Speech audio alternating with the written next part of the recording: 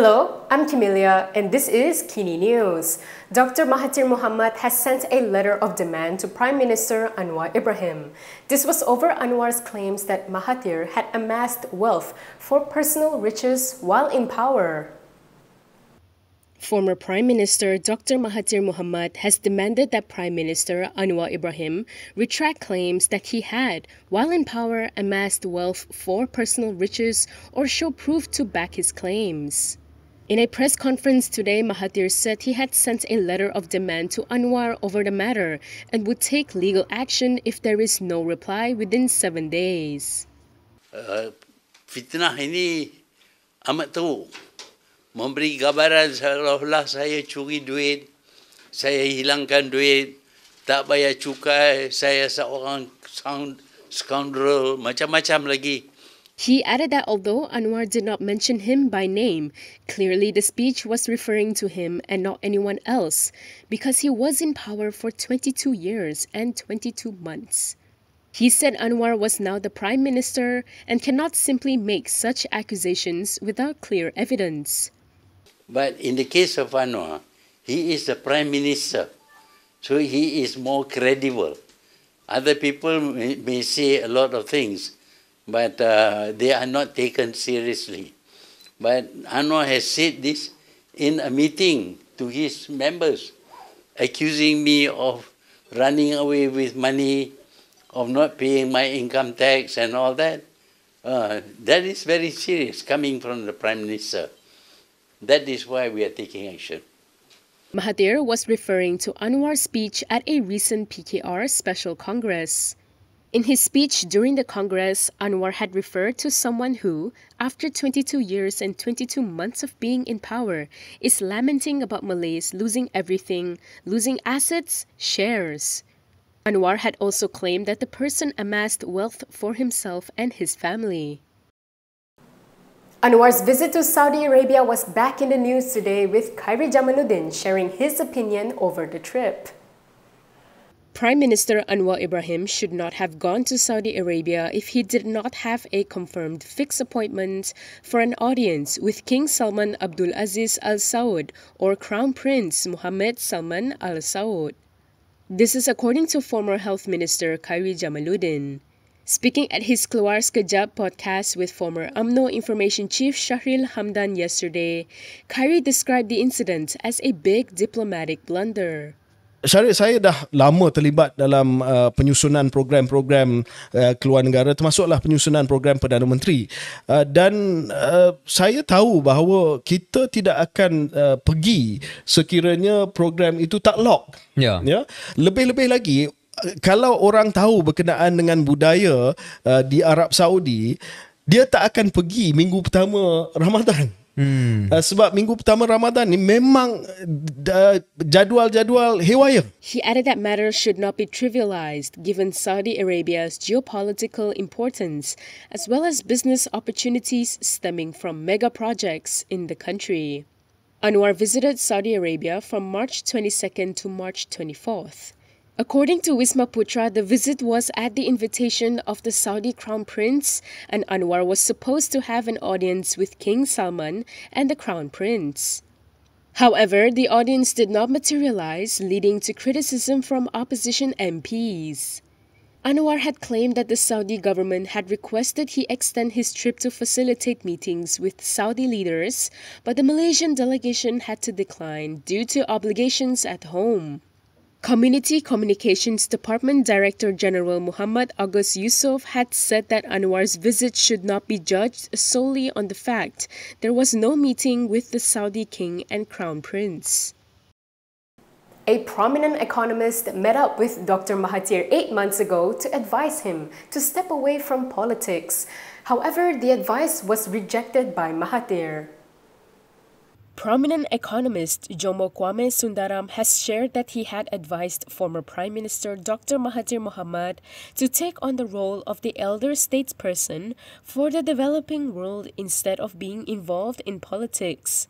He said this in an online forum titled Malaysia's Future in a Fractured World, organized by the Oxford and Cambridge Society Malaysia last night. Jomo said he had met with Mahathir around 8 months ago and offered him the advice.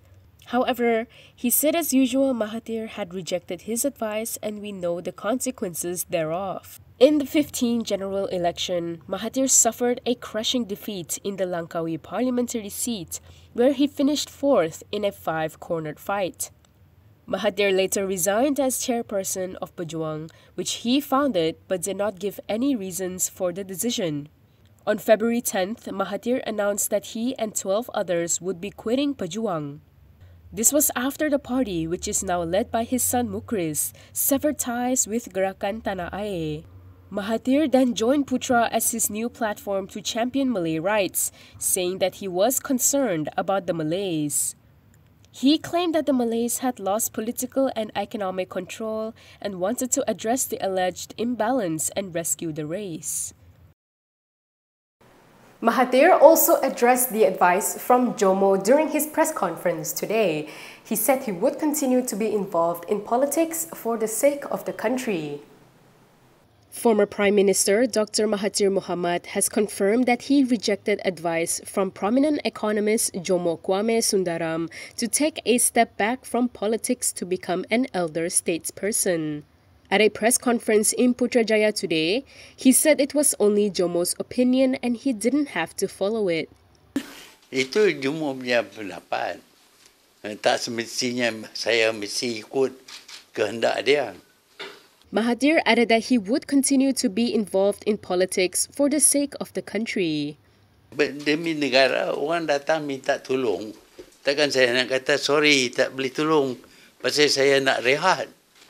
Saya ada pendapat, ada pandangan. Jadi bila orang minta supaya saya beri pendapat, saya sedia beri pendapat. Yesterday, Jomo had said that he once advised Mahathir to take on the role of an elder statesperson and step back from politics. Jomo said he met with Mahathir about 8 months ago and advised this, but the former Prime Minister had rejected his advice.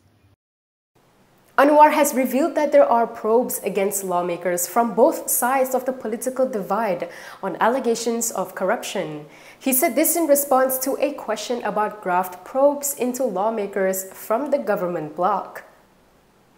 Prime Minister Anwar Ibrahim has confirmed that there are ongoing investigations against MPs in the government. Anwar revealed this during the question and answer session at the Dewan Rakyat today. He said there are probes against lawmakers from both sides of the political divide, and it is not limited to the opposition only. However, he said he did not have any specific knowledge of the investigations. Saya dimaklumkan memang ada siasatan yang melibatkan pembangkang dan juga blok kerajaan. Saya tidak tahu jawatannya dan sebagainya kerana bila ada soalan ini, saya hanya bertanya kepada pihak penguatkuasaan, mereka sahkan memang ada siasatan. Kemudian sama ada pendakwaan itu dibuat atau tidak, itu serah kepada badan penguatkuasaan, sama ada iaitu Jabatan Peguam Negara. Anwar said this in response to a question from Perikatan Nasional's Rantau Panjang, Siti Zaila Muhammad Yusof, who asked whether there have been graft probes into lawmakers from the government bloc. Siti had also asked if there are investigations into the source of funds of the government's component parties so that there are no disputes or claims of selective prosecution. To this, Anwar said he is open to the authorities to launch investigations into PKR if there are quarters who are concerned about the possibility of corruption in donations to the party. However, he added that from a legal point of view, there are no contradictions for anyone to donate to a political party as the law allows for donations to parties. Melaka may soon see a unity state government similar to the federal level. This is according to Ahmad Zahid Hamidi. Deputy Prime Minister Ahmad Zahid Hamidi said Melaka may soon witness the formation of a unity government. Zahid said this was in line with the formation of the government at the federal level. However, he did not provide further details on the matter, saying it must be discussed first with Melaka Chief Minister Sulaiman Ali and the State BN Chairperson Abdul Rauf Yusof. Inshallah, a Madani government has yet to be formed in Melaka, but we might be heading in that direction, he said. According to Bernama, he said the change in the country's political landscape would also be witnessed in the 6 states where state elections are due soon. Melaka BN has 21 seats in the State Legislative Assembly, followed by Pakatan Harapan with 5 seats and Perikatan Nasional with 2 seats. Sulaiman, who is also the Lendu Assembly person, was appointed Chief Minister following the Sheraton move in March 2020. He retained the position when BN won the Melaka state election in 2021.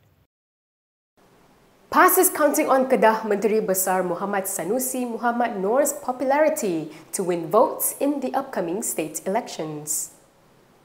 Several PAS leaders have indicated that Kedah Menteri Besar Muhammad Sanusi Muhammad Noor will be Perikatan Nasional's poster boy in the upcoming Kedah state election. A central PAS leader who declined to be named told Malaysia Kini that so far there is no other leader who is being considered as the poster boy. The PAS leader said the Menteri Besar will be the poster boy for PAS as well as PN to defend the Kedah state government. Kedah PAS Secretary Musodak Ahmad also confirmed that Sanusi will be PN's poster boy in Kedah. He said the performance of the Menteri Besar's leadership and support from the people qualify him to be appointed as the poster boy. Last Saturday, PAS Deputy President Tuan Ibrahim Tuan Man announced that Sanusi has been appointed as the PN Election Director for the 6 state elections. Sanusi, who was also present at the program with Tuan Ibrahim, had revealed that the candidates for Menteri Besar or Chief Minister would be highlighted as the coalition's poster boys. He said the coalition will have a poster boy or Menteri Besar candidate for each state that is up for election. The 6 states facing elections are Selangor, Negeri Sembilan, Penang, Kedah, Terengganu and Kelantan. PAS will lead PN's polls effort in Kelantan, Terengganu and Kedah. And that is all from me today. For more stories, you can go to KiniTV.com. You can also follow us on Instagram, Twitter, YouTube, and Facebook for the latest news updates. If you'd like to support independent media, do consider subscribing to MalaysiaKini.com. I'm Kimilia. Thanks for watching.